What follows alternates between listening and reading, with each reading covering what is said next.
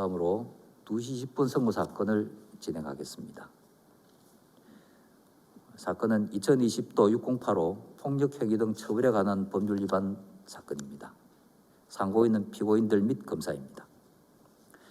이 사건의 사실관계는 다음과 같습니다. 피고인 1은 갑의 남편이자 을의 형부이고 피고인 2, 3은 피고인 1의 부모이자 갑의 시부모입니다. 피고인 1은 갑과의 가정불화로 함께 거주하던 아파트에서 나갔다가 약 한 달 후 부모인 피고인 2, 3과 함께 아파트에 찾아갔습니다. 피고인들은 당시 집을 보던 을에게 출입문을 열 것을 요구하였으나 을은 거절하였습니다. 피고인 1, 2는 출입문 걸쇠를 내리치고 문고리를 흔들어 출입문 걸쇠가 떨어져 나가게 하였고 피고인들은 아파트에 함께 들어갔습니다. 검사는 피고인 1, 2의 재물 손괴 및 피고인들의 공동주거 침입 행위를 공소사실에 적시하고 피고인들을 기소하였습니다. 원심은 피고인 1, 2의 재물 손괴 및 피고인 2, 3의 공동주거 침입 공소사실 부분은 유죄로 판단하였지만 피고인 1의 공동주거 침입 공소사실 부분은 무죄로 판단하였습니다. 이에 검사와 피고인들이 상고하였습니다. 상고심의 주요 쟁점은 두 가지입니다. 첫 번째 쟁점은 공동거주자 중 한 사람이 그의 출입을 금지한 다른 공동거주자의 사실상 평온을 해치면서 공동주거에 들어간 경우 주거침입죄가 성립되는지입니다. 두 번째 쟁점은 이 첫 번째 쟁점과 같은 상황에서 외부인이 공동거주자의 행위에 가담하여 공동주거에 들어간 경우 외부인에 대하여 주거침입죄가 성립하는지입니다. 먼저 첫 번째 쟁점에 관하여 봅니다. 대법원의 다수 의견은 공동거주자 중 한 사람이 그의 출입을 정당한 이유 없이 금지한 다른 공동거주자의 사실상 평온을 해치면서 공동주거에 들어가더라도 주거침입죄가 성립하지 않는다는 것입니다. 이유는 다음과 같습니다. 주거침입죄는 타인이 거주하는 주거에 침입해야 성립하므로 행위자 자신이 단독 또는 공동으로 거주하는 주거에 임의로 출입하더라도 주거침입죄를 구성하지 않습니다. 다만 공동거주자의 경우라도 그가 공동생활관계에서 이탈하는 등 특별한 사정이 있는 경우에는 주거침입죄가 성립할 수 있습니다. 공동거주자 각자는 공동주거 중 공동생활장소에 출입하여 이를 이용할 수 있고 다른 공동거주자가 이에 출입하여 이용하는 것을 용인할 의무가 있습니다. 이것이 공동주거에서 살아가는 통상적인 모습입니다.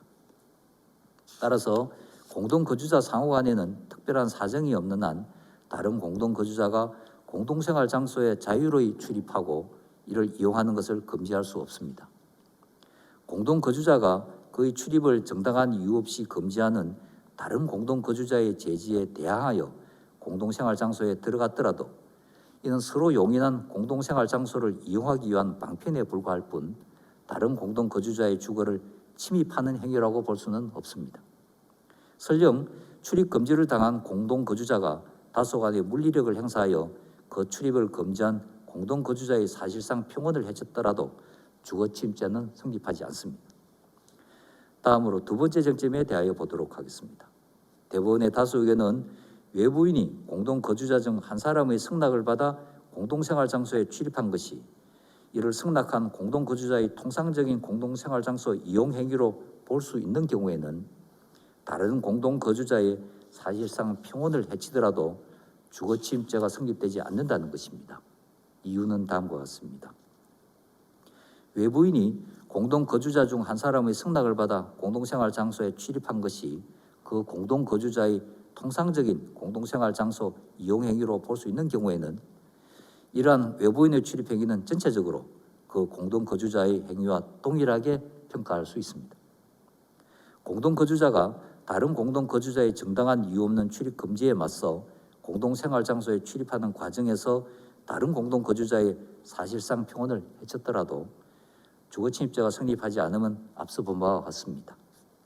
이와 마찬가지로 공동거주자의 승낙을 받아 공동거주자와 함께 공동생활 장소에 들어간 외부인의 출입이 전체적으로 그 출입을 승낙한 공동거주자의 통상적인 공동생활 장소 이용 행위로 평가할 수 있다면 정당한 이유 없이 출입을 금지하는 공동거주자의 사실상 평온을 해쳤더라도 주거침입죄는 성립하지 않습니다.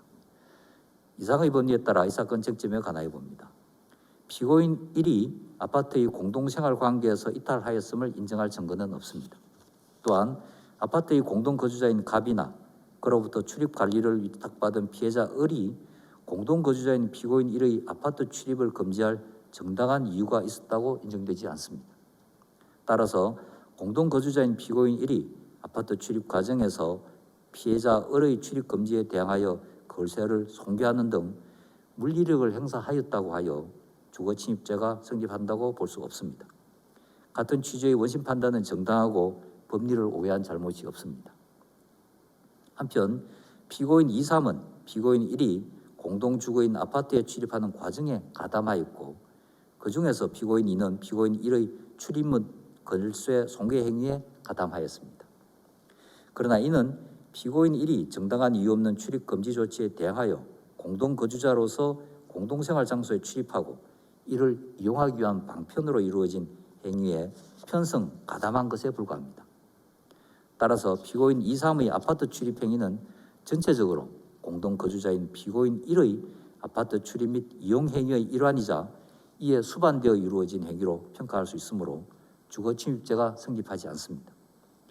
이와 달리 피고인 2, 3에 대한 공동주거침입 공소사실 부분을 유죄로 판단한 원심 판결에는 법리를 오해하여 판결에 영향을 미친 잘못이 있습니다.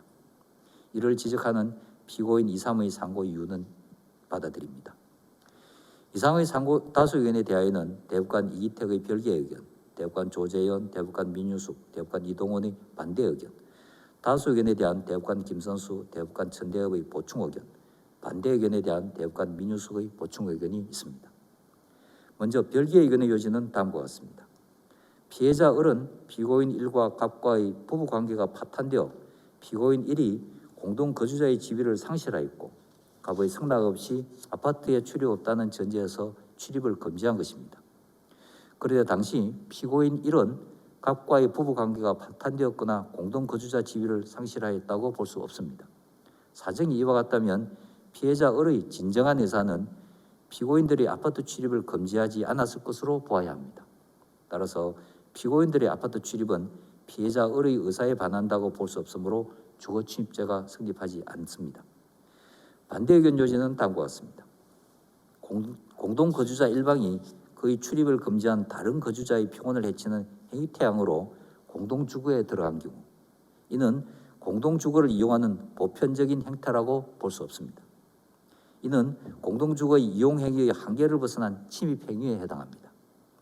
외부인이 주거 내에 현재하는 공동거주자의 출입 금지를 폭력적인 방법으로 제압한 경우 공동거주자 중 한 사람의 승낙을 받았다는 이유로 주거침입죄의 성립을 부정할 수는 없습니다. 피고인 1의 아파트 출입 행위는 그 행위태양에 비추어 보더라도 피해자 을의 사실상의 평온을 명백히 해치고 공동거주자의 이용 범위를 벗어난 것입니다. 당시 피해자 을이 이 피고인의 출입을 제재한 데에는 정당한 이유가 있습니다. 따라서 피고인 1이 공동거주자의 지위에서 이탈하지 않았다는 사정만으로 주거침입죄의 성립을 부정할 수 없습니다. 한편 피고인 2, 3 역시 폭력적인 방법을 사용하여 아파트에 출입하였으므로 피해자 을의 사실상 평온을 명백히 해친 것입니다. 공동거주자인 피고인 1이 그 출입을 승낙하였다고 하여 주거침입죄의 성립을 부정할 수는 없다는 취지입니다. 다수 의견에 따라 다음과 같이 판결합니다. 원심 판결 중 피고인 임주성에 대한 유죄 부분과 피고인에 대한 부분을 파기하고 이 부분 사건을 서울 동부지방법원 합의부에 환송한다. 검사와 피고인의 상고를 각 기각한다.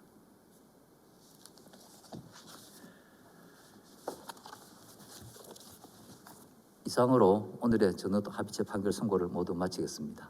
다들 수고하셨습니다.